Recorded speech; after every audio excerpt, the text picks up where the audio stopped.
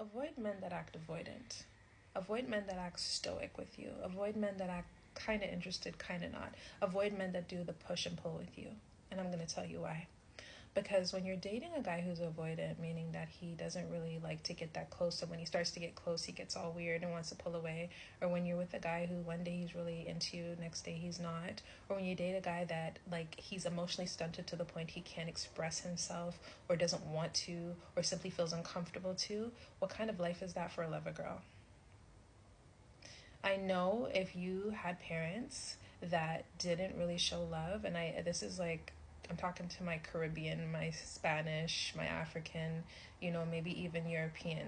I find our parents were providers. Not all of them. I'm not speaking for everybody's parents, but a big chunk of them were really good at providing a house and a home and safety, but weren't the best at apologizing, weren't the best at expressing themselves, weren't the best at being soft. So you grew up with the dominant male figure or female figure in your home not being emotionally expressive. So you gravitate and feel very at home and comfortable and able to navigate partners that act the same. That is a trauma response. I'm not trying to diagnose anybody, but that is what that is, okay?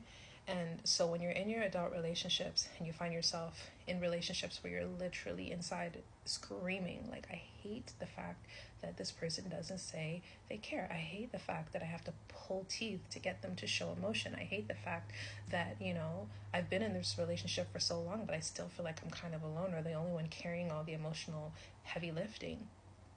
Avoid those people.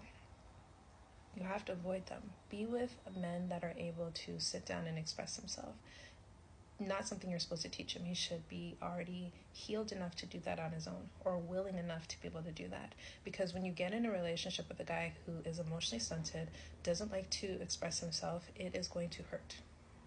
You're going to start fights just to get a reaction out of him. You're going to do things just to test him so he can show he cares. You're going to be performing, poking the bear, and doing all kinds of diagnostic testing towards his emotions to see if he cares. You know how exhausting that gets after a while? Super exhausting.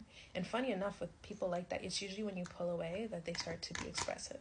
So then they train you to know the only way to get them to express themselves is to pull away. And then your whole relationship is push and pull. I'm telling you right now, to save yourself many years, take the foolish advice and avoid men who do not emotionally express themselves towards you. There are men out there that are lover boys. There are men out there that love to tell how much they love their girl, how beautiful she is, how they make them feel, how his life has been impacted, and it's not love bombing. He genuinely feels this way. Such beautiful relationships. Those girls are the happiest, the prettiest, the most spoiled. They're princesses. That is the aim. That is the goal.